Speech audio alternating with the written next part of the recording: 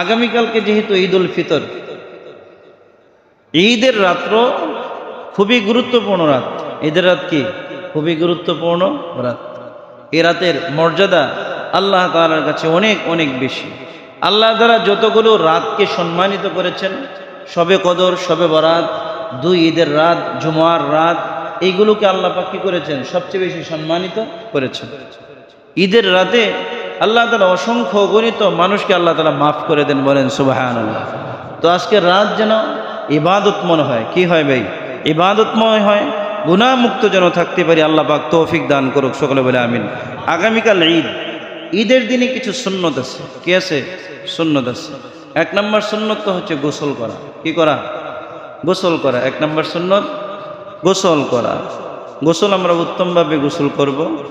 2 নম্বর হচ্ছে মিসওয়াক করা। 2 নম্বর কি করা? মিসওয়াক করা। এটা আমাদের অনেক ত্রুটি আছে।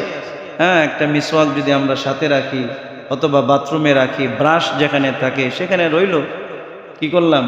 যখন ব্রাশ করলাম, ব্রাশের পরে 2-3টা ঘষা মাজা দিলাম, সুন্নতের আমল হইল। পাশাপাশি এখন তো মেডিকেল সায়েন্স বলছে মিসওয়াকের অনেক উপকার। মিসওয়াকের কি অনেক উপকার। আল্লাহ নবী বলে গেছেন মিসওয়াকের 10টা উপকার। মিসওয়াকের কি 10টা উপকার। এর মধ্যে সবচেয়ে বড় উপকার হচ্ছে মিসওয়াকের দ্বারা আল্লাহ তাআলা সন্তুষ্টি অর্জন হয়, বলেন সুবহানাল্লাহ। এর চেয়ে বড় কোনো উপকার আছে? এর চেয়ে আর বড় কোনো উপকার নাই। মিসওয়াক করা, সুগন্ধি ব্যবহার করা, সুগন্ধির ক্ষেত্রে আতর ব্যবহার করা, স্প্রে নয়। কি ব্যবহার করা? আতর। ডাইরেক্ট যেটা সুন্নত, আল্লাহ নবী আতর ব্যবহার করেছেন। কি ব্যবহার করেছেন? আতর ব্যবহার করেছেন। আতর ব্যবহার করা। এখন আতরও কিন্তু স্প্রে সিস্টেম আছে। আতরও কি আছে? আপনি যদি স্প্রে ব্যবহার করতে চান, আতরও কিন্তু কি আছে? স্প্রের মতো আছে। ওইটা আপনি কিনেন, অথবা অনেক উন্নত মানের আতর আছে, অনেক উন্নত মানের। হ্যাঁ, যে 1 ml 10,000 20,000 টাকাও কি আছে? আতর আছে। যাই হোক, সুগন্ধি ব্যবহার করা, প্রত্যেকের সামর্থ্য অনুপাতে আমরা আতর ব্যবহার করব। উত্তম পোশাক পরিধান করা, নতুন নয়, উত্তম পোশাক। উত্তম পোশাক কি করা? পরিধান করা। আমরা ঈদ আসলেই নতুন কাপড় লাগবে, এটা কে তৈরি করলো? এটা কে তৈরি করছে? ও ঈদে উত্তম পোশাক পরিধান করা সুন্নত। আপনার 3টা পাঞ্জাবি আছে, এর মধ্যে যেটা উত্তম এটা পরিধান করা কি সুন্নত। নতুন পাঞ্জাবি পরা এটা কোনো সুন্নত না। এটা কি না? সুন্নত না। তবে হ্যাঁ, নতুন পাঞ্জাবি যদি আপনি কিনেন, তো আপনার পুরাতন থেকে তো এটাই উত্তম, তো এটাই পরিধান করা কি সুন্নত। কিন্তু ঈদের জন্য নতুন পাঞ্জাবি লাগবেই, এটা কিন্তু ঠিক না। এটা কিন্তু কি না? ঠিক না। তাহলে উত্তম পোশাক পরিধান করা এটাও কি সুন্নত। আর ঈদুল ফিতরে ধীরে ধীরে আল্লাহু আকবার, আল্লাহু আকবার, লা ইলাহা ইল্লাল্লাহ, আল্লাহু আকবার, আল্লাহু আকবার, ওয়ালিল্লাহিল হামদ, এই তাকবীরগুলো পড়তে পড়তে ঈদগাহে যাওয়া। এই তাকবীরগুলো পড়তে পড়তে কি ঈদগাহে যাওয়া। ঈদগাহে যাওয়ার আগে কিছু খাওয়া। ঈদগাহে যাওয়ার আগে কি কিছু খাওয়া। আল্লাহ রাসূল খেজুর খাইতেন। আল্লাহ রাসূল কি খাইতেন? খেজুর খাইতেন। কিন্তু ঈদুল আজহায় ঈদগাহে যাওয়ার আগে কোনো কিছু না খাওয়া।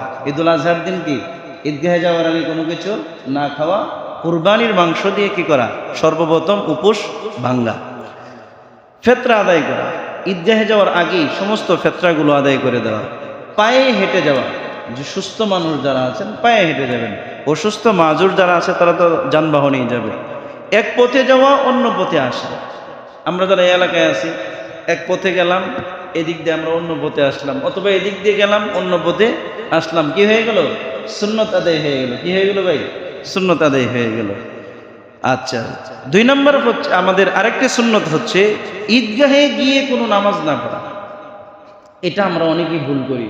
মসজিদে ঢুকে 2 রাকাত তাহিয়াতুল মসজিদ আমরা পড়ি, তো অনেকে মনে ঈদগাহে যেহেতু আসছি তাহলে ওইখানেও 2 রাকাত নামাজ পড়ে নেই। না, ঈদগাহে শুধুই ঈদের নামাজ। ঈদগাহে কি শুধুই ঈদের নামাজ, কোনো নফল কোনো কিচ্ছু ওইখানে চলবে না। ঈদগাহে কি ভাই? শুধুই ঈদের নামাজ। আরেকটি সুন্নত হচ্ছে মনোযোগ সহকারে খুতবা শোনা। মনোযোগ সহকারে কি করা? খুতবা শোনা। একদম বয়ান থেকে শুরু করে শেষ পর্যন্ত খুতবা শোনা। আমাদের মধ্যে খুবই এটা কমতি এবং খুবই দুর্ভাগ্য যে আমরা নামাজ সালাম ফিরানোর পরে দৌড় মারি। অথচ খুতবা শোনা ওয়াজিব। খুতবা শোনা কি ওয়াজিব, গুরুত্বপূর্ণ একটা দিন, গুরুত্বপূর্ণ একটা দিনেও আমাদের সময় হয় না। এই জন্য ঈদের খুতবা কি খুব মনোযোগ দিয়ে শোনা। তারপরে হচ্ছে ঈদের আরেকটি সুন্নত শুভেচ্ছা বিনিময় করা। কি করা? শুভেচ্ছা বিনিময় করা, মুসাফাহা করা, একে অপরের জন্য দোয়া করা, মুআনাকা করা, এটাও একটা মুস্তাহাব আমল। ঠিক আছে না ইনশাল্লাহ?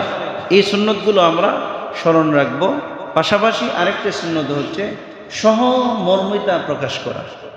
সহমর্মিতা, আপনি রাস্তা দিয়ে যাচ্ছেন, এক ফকির আপনার পিছু পিছু স্যার কিছু দেন দেন দেন, আপনি আর কত দিব? বিরক্ত না হওয়া, বিরক্ত না হওয়া, আল্লাহর কাছে শুকরিয়া আদায় করা, আল্লাহ এই অবস্থা তো আমারও হইতে পারত। কি ভাই বলেন না? এই অবস্থা তো আমারও হইতে পারত, আমিও তো আমার বাচ্চাদেরকে নিয়ে রাস্তায় বসে থাকতে পারতাম, কিন্তু আল্লাহ পাক যে আমাকে সে অবস্থায় না দিয়ে উন্নত করেছেন, এই জন্য আল্লাহর কাছে কি করা? শুকরিয়া আদায় করা, সহমর্মিতা প্রকাশ করা। আরেকটি সুন্নত হচ্ছে ঈদগাহে যাওয়ার আগে বা ঈদের দিন বা ঈদের যে পারপাসে আত্মীয় স্বজনের খোঁজখবর নেওয়া। শ্বশুর বাড়ির দিক থেকে না, সবার, বাপের বাড়ির দিক থেকে। আমাদের তো আত্মীয় স্বজন দাম হয়েছে কোন দিক থেকে বেশি? শ্বশুর বাড়ির দিক থেকে বেশি না? সবার খোঁজখবর নেওয়া, সমস্ত আত্মীয় স্বজনের কি নেওয়া? খোঁজখবর নেওয়া। এটা শুধু সুন্নত না, এটা একটা ফরজ আমল। এটাও কি একটা ফরজ আমল? আল্লাহ পাক আমাদের সবাইকে ঈদ পরবর্তী যে 8টি করণীয় বলেছে, আল্লাহ পাক আমাকে আমাদের সবাইকে আমল করার তৌফিক দিক। আগামীকালকে যে ঈদের সুন্নতগুলো আছে এগুলো আদায় করার তৌফিক দান করুক। সকলে বলে আমিন।